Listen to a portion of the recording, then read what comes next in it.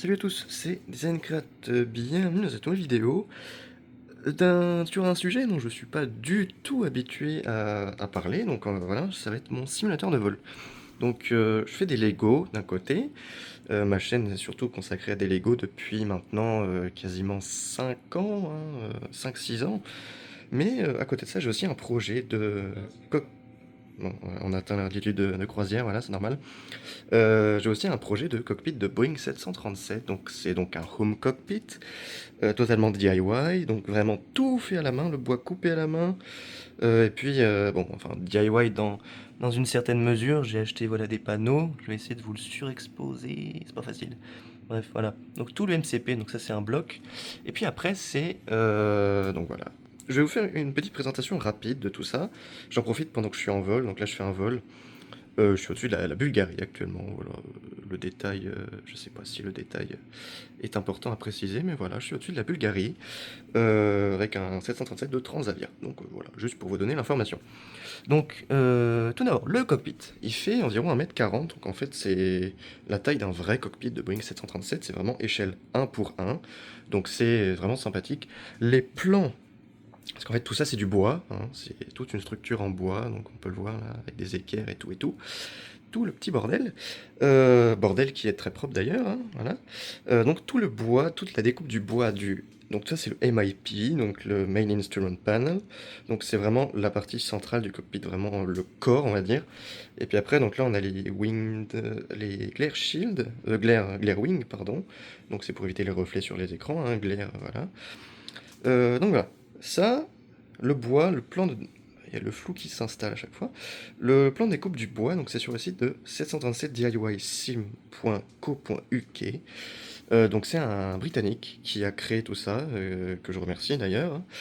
Voilà, il nous met les plans à disposition et aussi des modèles 3D. Donc comme par exemple le, voilà, le levier de train d'atterrissage.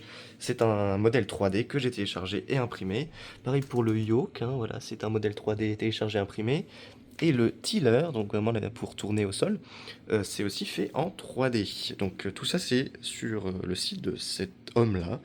Il vend certains modèles, par exemple le tiller, le yoke et le gear lever, c'est acheté.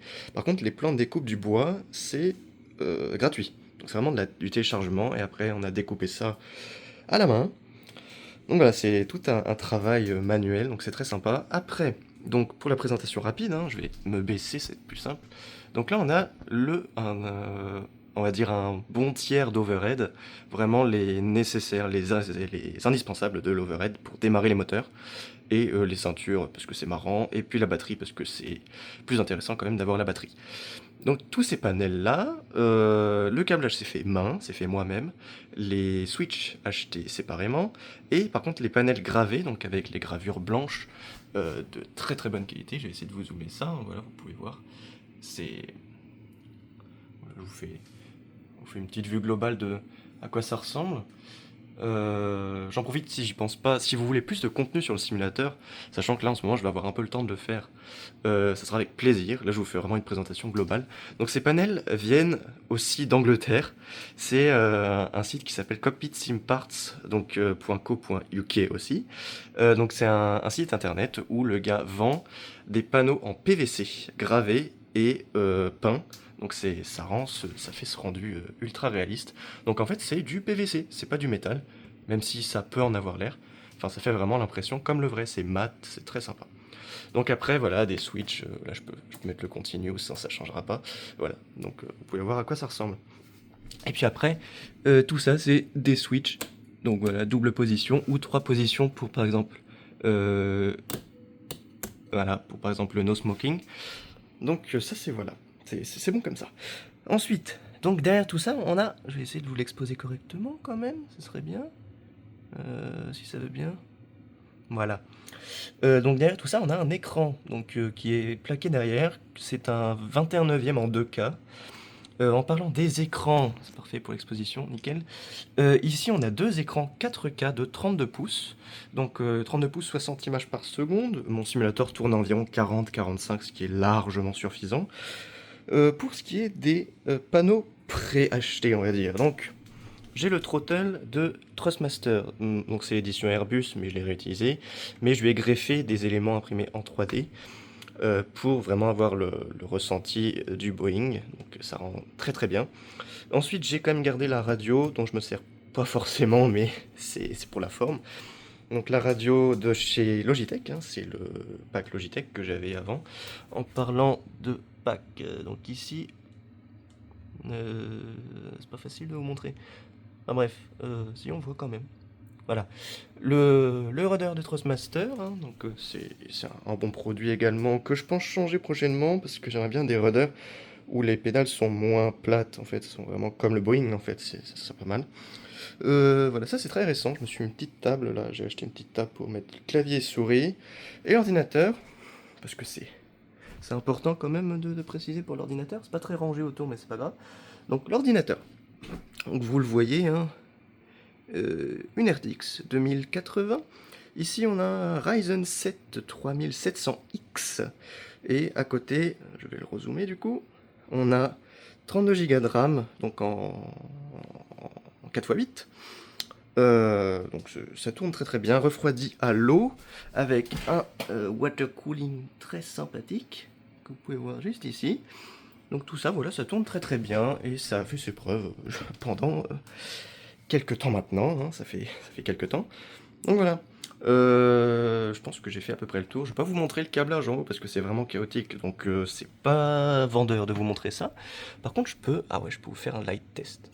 Donc en gros, si on fait ça, vous pouvez voir tout ce qui s'allume sur ce cockpit là.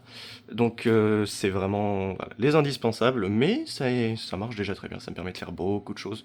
Fixation pour une GoPro, si jamais il me vient l'envie. Voilà, donc c'est pas mal. J'ai oublié de dire que le MCP a été acheté sur un site italien, dont je n'ai plus le nom en tête malheureusement, mais c'est voilà, c'est sympa aussi. C'est très cher, hein, le MCP, parce que c'est vraiment une reproduction, c'est du métal, hein, c'est vraiment du métal. Mais voilà, ça fait le taf. Puis voilà, je vais terminer par vous montrer juste une petite fonctionnalité. Je vais juste refaire l'exposition comme tout à l'heure. Voilà, si, voilà, je peux vraiment avoir, bon, voilà, avec ce petit switch là, voilà, et pareil, hein, ça c'est le AFDS, donc c'est ce qui me prévient quand je déconnecte un élément de l'autopilote, donc l'auto-throttle ou l'autopilot, donc la direction, le pitch et le roll, voilà, commandé par mon CMD qui est juste là, et puis voilà, tout ça commandé par ici, donc l'altitude et tout. Quoi dire de plus? Je pense que j'ai fait à peu près le tour de tout ça. C'était pour vous présenter parce que j'ai eu... Je sais plus, je crois que j'ai déjà eu la question sur mon Instagram. Parce que sur mon Instagram, je poste pas mal de photos du simulateur. Et beaucoup de personnes m'ont demandé une vidéo de présentation, enfin je crois. Puis voilà, je me suis dit que ça pouvait vous plaire à côté de ça. Voilà, donc voici le simulateur. Je vais me reculer un tout petit peu pour avoir une vue globale quand même. Donc voilà, ça ressemble à ça. Donc taille réelle, seul pilote. En parlant de seul pilote, siège fait à la main, enfin fait moi-même on va dire, et avec une ceinture, bon, c'est plus pour le réalisme, hein, voilà la ceinture. Mais voilà, ça donne ça. Donc je pense que j'ai fait le tour pour cette vidéo, je vais me mettre juste vous montrer ce que moi je vois quand je suis là. Donc je vois quelque chose à peu près comme ça. Et si on se met en grand angle, hein, ça donne à peu près ça. Donc voilà pour l'aperçu.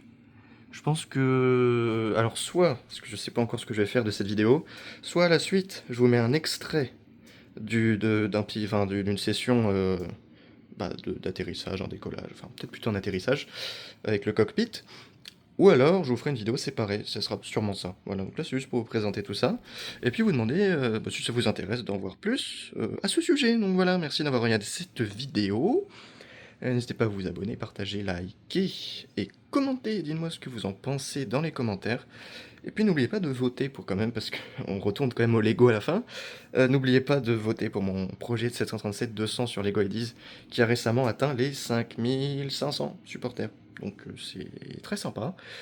On peut arriver aux 10 000, on a 250 jours, le jour où je tourne cette vidéo, donc tout est possible. Donc voilà, merci pour votre support jusqu'à maintenant, merci d'avoir regardé. Puis moi, je vous dis à la prochaine pour des Lego ou peut-être du simulateur, voilà, si ça vous intéresse. Voilà, bonne journée, c'était Dynamicrat. Salut!